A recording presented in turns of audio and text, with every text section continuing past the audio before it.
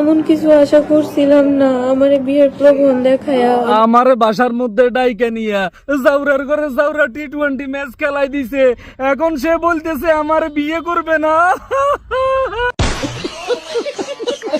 আরে হাইছেন না, মেয়েটার নাম হচ্ছে গিয়ে জয়া, ইটালি প্রবাসীকে বিয়ে করছে, জামাই ভালোবাসা তারে ইটালি নিয়ে গেছে। মেয়েটার দুঃখের কথা যদি শোনেন আপনারও নিজ দিয়ে পানি বাইর হবে।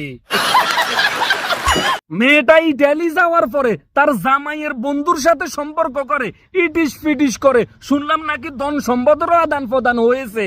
আহারে কি কোন? ঠিকই কইতেছি। এরপরে প্রেমিকার কথা শুনে জামাইয়ের সংসার রাইকে প্রেমিকার হাত ধরে চলে গেছে সুখের সংসার বাঁধার জন্য।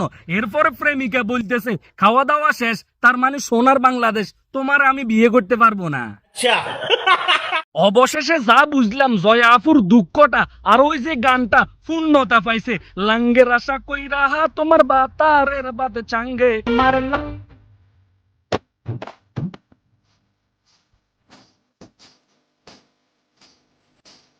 এখন আপনাদের নিষ্পাপ জয়া আপু লাইভে আইসা কান্নাকাটি করে বলতেছে ও ঠিকই বুক ফুলাইয়া হাঁটতেছে, আমি কাউরে চোখ দেখাইতে পারতেছি না, কাউরে কিছু বলতে পারতেছি না। ও শোনেন, কিন্তু ও ঠিকই বুক ফুলাই আটটাছে, কিন্তু আমি কেউর কাছে মুখ দেখাতে পারতেছি না। এইটার মধ্যে শেষ নাই ভাই, কলিজা ফাটিজার লাগছে।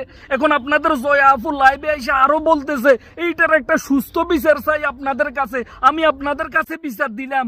ওই শুনেন, আমি সবার কাছে বিচার চাই, আমি মন ফাল্গুনবাসীর কাছে বিচার চাই। হয় তো বলতেছিলাম জয়া আপা ধন সম্পদের আদান প্রদান করতে লাইভে এসে তো আমাদেরকে জানান না, এখন বিপদে পড়ার পরে আমাদেরকে কেন জানান? আমরা আপনার অভিশাপ দিছি, আপনার জীবনটা এইভাবে যাক। আল্লাহ হাফেজ।